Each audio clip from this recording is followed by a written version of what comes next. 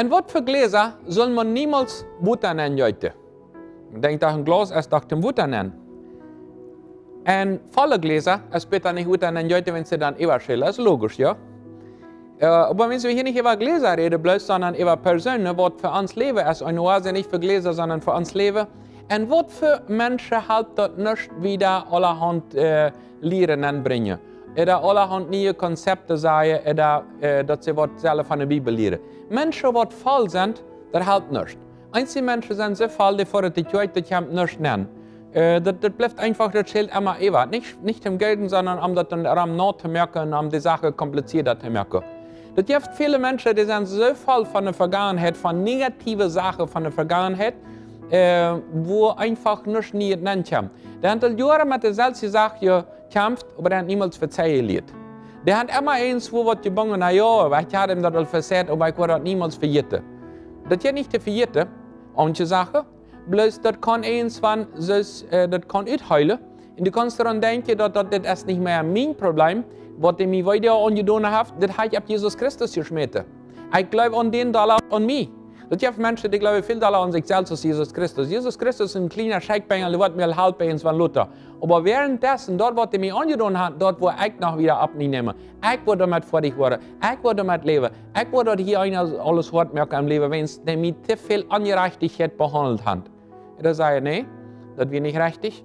Aber ich sehe voll von dort, ich will nicht wieder mit das leben, ich will das ab Jesus Christus schmieden.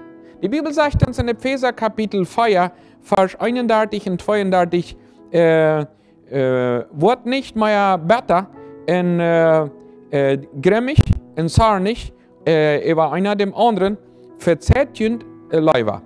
Hielt ab einer dem anderen Ütterschrie und te beläge, lotjend nicht mehr von dort unkriege. Sieht vom Horten rein und verjeft einer dem anderen, so aus Christus jün verjeft haft. So aus Christus verzehrt haft. Nicht mehr besser sein. Das gibt Menschen, die sagen, glaubst du in der Bibel? Ja. Bist du Christ? Ja. Ich sehe nicht Ende? Ja. Bist du besser hier in wem? Ja. Funktioniert nicht. Die Bibel sagt, nee. Naja, was mir kann denken, was die Bibel sagt, das sagt die Bibel, aber wie soll ich damit fertig werden? Jesus Christus ist gekommen zu betonen.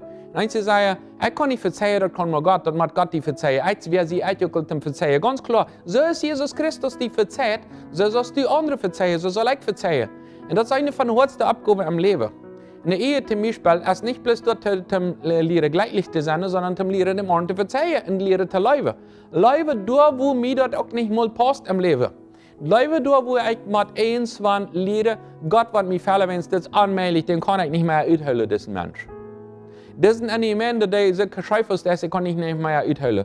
Ich will dem Leben lehren. Ich will versuchen, den Menschen zu ändern, der ich lebe. Was ist du im Leben? Du hast dort eins, wo du immer ranbrellst und noch besser bist von der Vergangenheit und dass dein Glas übervoll ist und dass du nicht vernünftig nennen kannst von Wut Gottes, wenn du immer noch in der Vergangenheit lebst. Da bist du eine Person, die sagt, ja, das wir so, aber ich glaube an Jesus Christus mehr als mein Ich.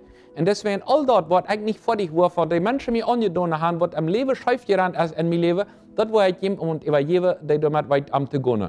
Das hat Jesus Christus. Wenn du eine Oase was erlebst in deinem Leben, dann gibt die Sache, was die Vergangenheit die besser merken, lohnt das nicht an deinen Wutterbären. Gibt das Jesus Christus, der weit besser damit am zu gehen als du und ich, damit kannst du eine Oase in deinem Leben erleben.